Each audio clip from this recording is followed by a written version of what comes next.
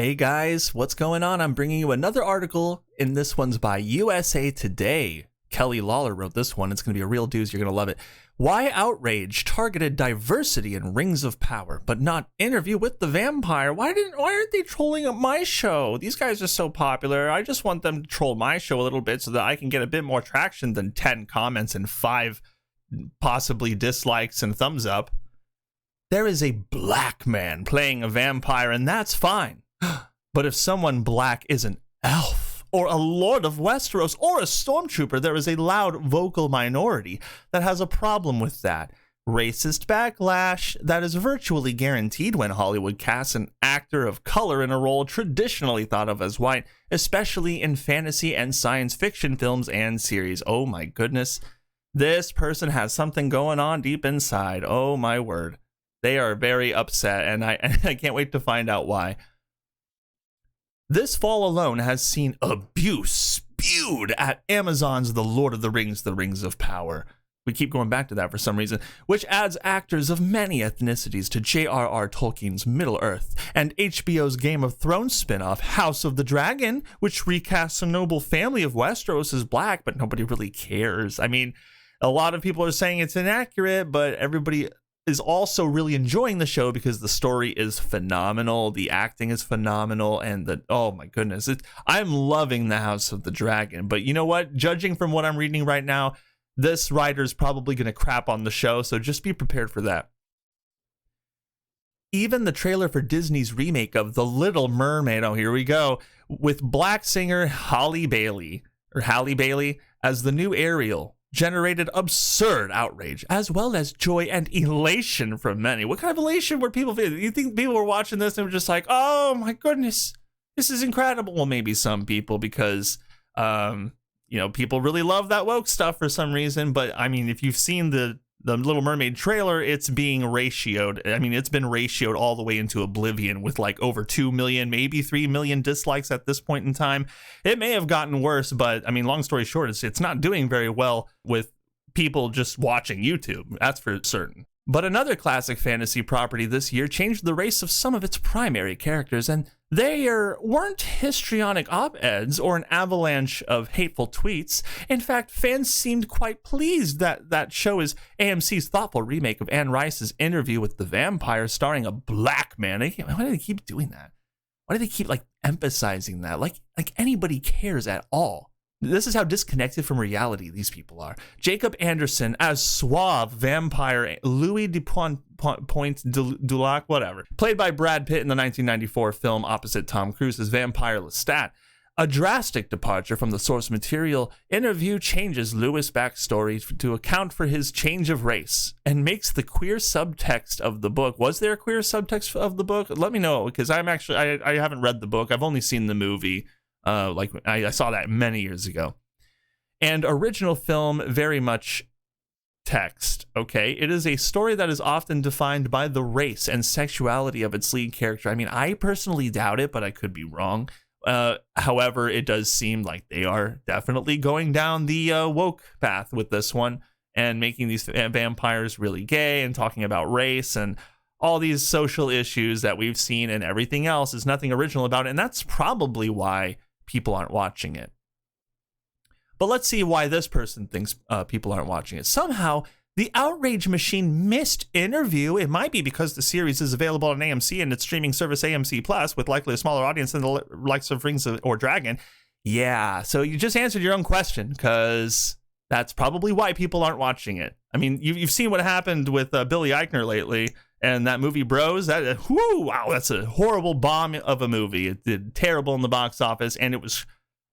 People are really not wanting to go and see that, so they're probably not wanting to go and see this either. And I think it's because there's just an oversaturation of this very kind of thing. It's in everything now, and so people are seeing it coming from a mile away, and they're choosing actively not to watch it. So this writer is right. But they go on after this because they're crazy.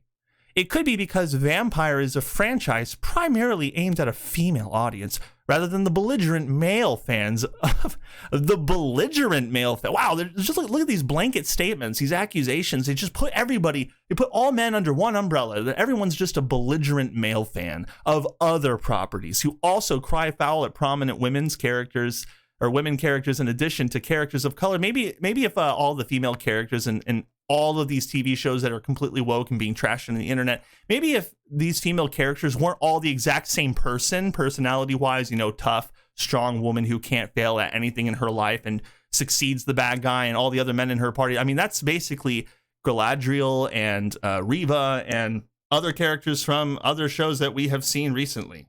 There's nothing new. She-Hulk, 100% championing that girl boss power the whole time, which I wasn't even interested in watching that one, but I might watch it just so I can talk about how bad it is, because that's really what they deserve, because they're going really hard on this. Anyway, I've gone on a complete tangent. I apologize. Let us please continue. Though it should be noted that many white women have participated in this kind of online abuse, but remember, the only problem is white men. White women, we love those. We love white women. We love women of color and men of color. And we also love white women, but the white men, they're belligerent and we don't like them. It could be, as Adam Serwer argued in The Atlantic, really don't like them, that these so-called fans get swept up in right-wing cultural resentment about franchises from their childhoods because of their inability to grow up. Man, there's some real cojones on this writer, although I don't want to assume their gender. I don't think that they know what they're talking about. Have they even watched the shows that we've watched? Do they see how bad it is? Has Kelly ever watched a TV show in her life? I mean, she's praising she's praising the Rings of Power, and maybe she's just mad. Maybe she's just mad that Interview with the Vampire isn't getting trolled enough and it's not getting enough traction. Everybody's talking about the Rings of Power because everybody loves Tolkien and everybody loves the Lord of the Rings. That's the only reason they're watching the Rings of Power, and it's the only reason they're criticizing it. And it's not for any particular reason other than the fact that no one's really interested in the Interview with the Vampire. Everybody's focused on watching Amazon spend $1 billion ruining one of the most culturally iconic stories in history. So that's why people are upset, and that's what people are criticizing it about. It's not about race at all. That is all part of it, but there is something more. Interview takes place in the real world, or close enough to it with the vampires and all, yeah, in which the existence of people of color is impossible to deny. Angry commenters who don't want non-white actors in Middle-earth or Westeros often fall back on arguments of historical accuracy to medieval Europe, which served as a loose inspiration for these fictional places or world building, suggesting that the original authors Tolkien and George R.R. Martin never imagined a world with these different races, just talking completely out of her butt. It's almost like this writer is arguing with herself consistently. Read through this and you'll see that you're just like, well, this is why this is happening. That's all a part of it, but there's got to be something more. Just like building a conspiracy while writing this article. It is amazing. I mean, you guys see this? This is incredible. Okay. Let's move on. When the world is totally made up, closed-minded fans choose not to see anyone in it who doesn't look like them.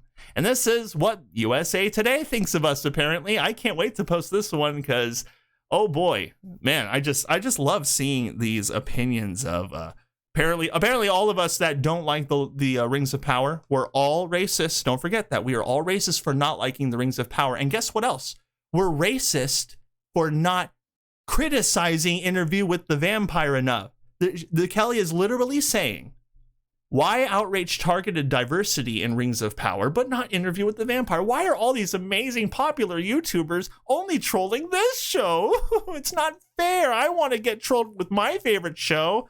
They just want to be like us because these guys are terrible journalists. They have no idea what they're doing, taking a paycheck and just writing nonsense every single day. And it's just making for more content. It's very enjoyable for me. Because I know I could never be like this. I could never be this demented and twisted in my thinking. That all being said, I hope you all have a beautiful day. Like and share this video, subscribe, click that notification bell, and I will see you all next time.